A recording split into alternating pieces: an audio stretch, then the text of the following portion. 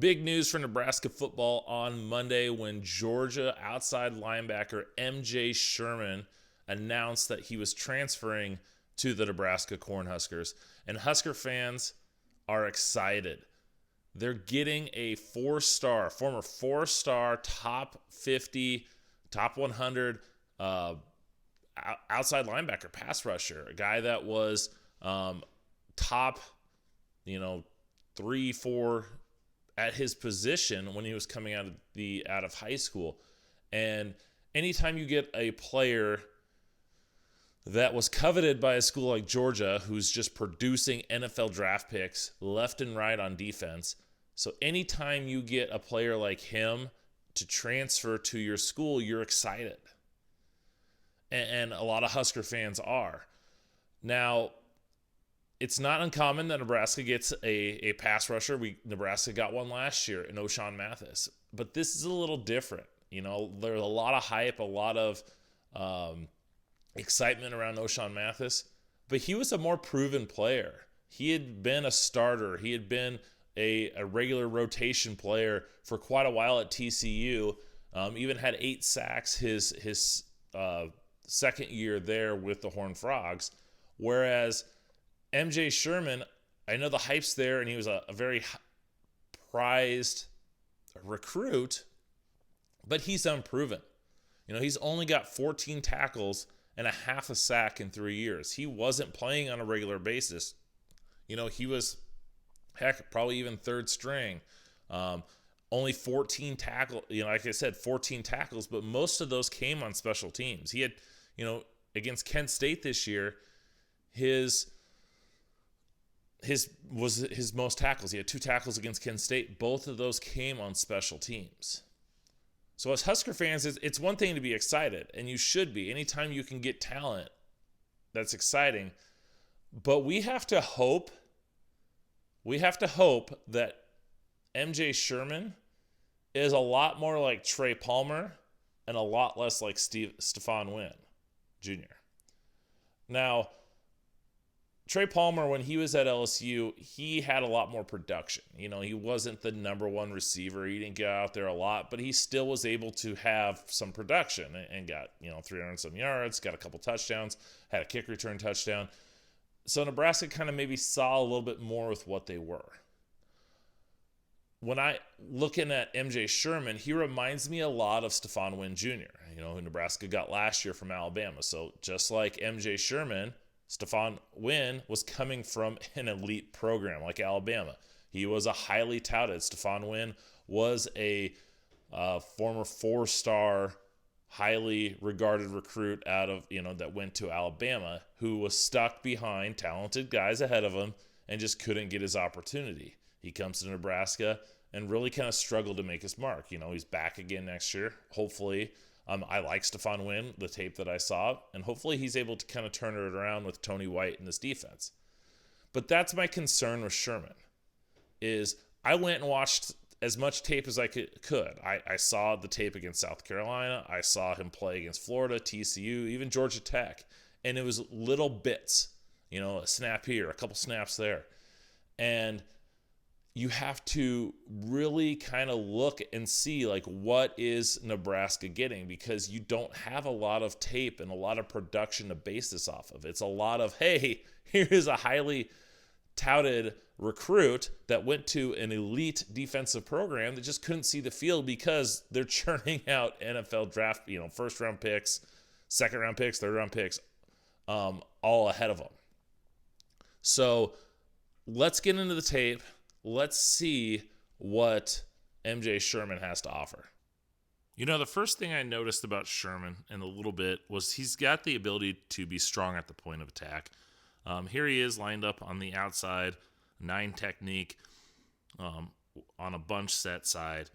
And South Carolina's going to run a little pitch play to his side. And he's able to engage with this tight end, but still keep his outside free. So when he sees the run coming to his side, he's able to get free from that and make the play. As we see here in full speed, he's just able to engage and then still get off that block. Yeah, he might have gotten a little face mask, but it's just that ability to set that edge and just make a move off to get that tackle for, being a short gain on this run. And I just love that ability to win at the edge. He does a good job of setting that nice hard edge.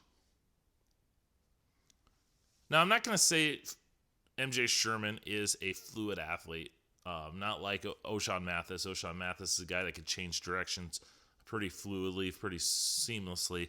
MJ Sherman's not like that. But what I like about him is he makes up for that with a lot of quick bursts. Here we are against South Carolina again. He's lined up over here on the right side, kind of walking up to the edge. And they're going to run this play away from him, and he's able to read that. And he doesn't make this play here, but watch this burst we see. And like I said, he didn't have a chance at this play, but he just shows that ability to make that quick move. And if that running back was going to go up the middle, say there was a hole right up the middle, Sherman would have had him right there, and maybe he would have been blocked. But I just love this. We got to look at the traits. And we see right here, he's got some burst to him. He's got some explosiveness to him that he can make a move. And it just didn't happen that they ran at him in this game, except for that last clip. But here he just shows that ability to make a quick burst. And you can see why people thought he was a highly touted recruit coming out. Now, Nebraska's getting a pass rusher. So you're anxious to see how he does rushing the quarterback. And this clip tells me a couple things. First off, let's see him as a pass rusher. As he goes, he looks to make a quick move inside. And he looks like he's got his right tackle kind of, I wouldn't say beat, but he's got him on the edge. Where if, he could hopefully run in and get after Anthony Richardson, the quarterback.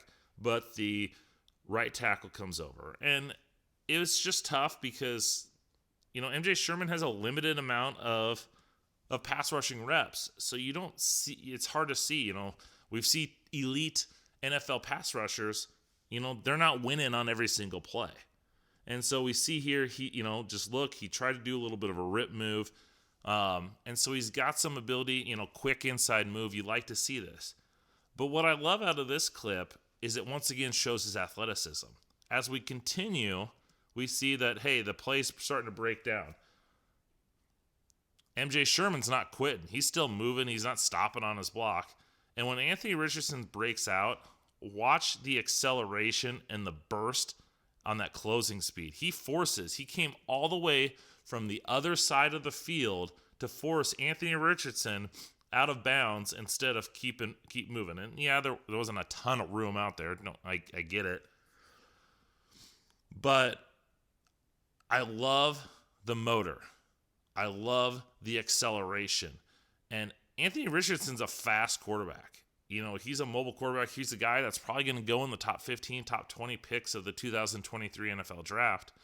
And you see a 6'2", 6'3", 250-pound MJ Sherman just explode and accelerate across the field to, in essence, cut him off. And so there's a lot to like in the traits here, and this clip showed me a lot. All right, in this last clip that I want to show you, once again, it shows a couple things. First off, they're going to run play action. And we see Sherman being able to set the edge. He sets a nice hard edge there. He's even in a position that he's almost a two-way. He's in a position where he can go outside. He's a position if the ball comes in the middle, he's there. So he does a good job setting that edge. Then he realizes that it's a pass.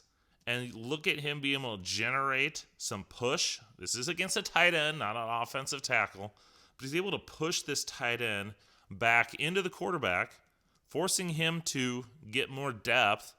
And then as we see, he's able to accelerate off of it and force Anthony Richardson to burn the ball. And so there's a lot to like here. You see the strength at the point of attack. You see the power to drive back a defender, and then that burst, that acceleration to get into the quarterback's face and make him burn the ball. And as I've said, several times before, there's not a lot of clips of him rushing the passer. You've seen in this video alone probably 3 of the 4 or 5 times he's been able to rush the passer. And you see little glimpses and things that you like. And maybe if he had another 25, 30 pass rush reps, pass rush snaps, maybe he would have more tackles. Maybe he would have a couple sacks here and there. And you just see the raw traits. You see a lot of good things. And that's what we have to do with a limited amount of tape, is you have to look for the little things to see how that would project to him being a more full-time player. It's going to be interesting to see how MJ Sherman fits within Tony White's defense. The term, the 3-3-5 gets thrown out a lot, and that's what Tony White ran at Syracuse. But as we've heard from Matt Rule and Tony White, they're going to mix it up to kind of fit the defense the best. I think you're going to see a lot of 3-3-5, but like I've showed in a previous video of mine, you're going to be able to see them go in multiple looks. They might run, their sub package might be a 4-2-5 like most teams run, and that you have an outside instead of 3 linebackers, your outside guys up there, and maybe that's MJ Sherman. Because in a true 3-3-5, I don't know how good he fits. To me, he's an outside linebacker, a pass rushing outside linebacker. And so I think he's going to be on the edge. I don't know if he's going to be a starter. There's just not a lot of tape to really get production on him to see. But as we saw in those 4 clips, the one at the beginning, he's got traits. He's got some skill set. So it'll be anxious to see. I think he's going to start out as a situational pass rusher, and we'll get to see what he is like. He's bringing in on third downs, obvious pass rushing situations, and maybe he can evolve. Maybe it's just he hasn't shown his true ability. And that's the thing about this, is we don't know. We've had more tape, more production on Samori Toure, on Trey Palmer, on other guys, even guys like Devin Drew and Stephon Wynn Jr. We saw there's more tape out on those guys. We don't know with him. He is a higher rated recruit than any of those guys that have come in. So we've seen guys like that in other schools come in, not really be a player anywhere else, come into a new school and just thrive. Can MJ Sherman be that guy for Nebraska? I think a lot of Husker fans are hopeful. I'm cautiously optimistic. Like I said, he reminds me, and I don't want to take any shots at Stephon Wynn Jr. I'm not crapping on him in this video, but that's my worry, and I'm optimistic. I see the traits, and we'll see if he can be that guy that kind of gives Nebraska a true edge pass rusher and a dominant guy. Nebraska hasn't had a dominant pass rusher since Randy Gregory. We thought O'Shawn Mathis was going to be that last year. He didn't live up to it. I don't think he was used properly, but that's regardless. So hopefully everybody enjoyed this. The best way to get these is to subscribe. So make sure you hit that subscribe button. Hit the bell for all the notifications as well. These are the best way to get these videos, any Husker videos out there, is to subscribe. While you're out there, follow me on social media, draft_Brian. Doesn't matter what social media it is. Make sure you hit me up there. Thanks for watching. Hope you enjoyed. Until next time.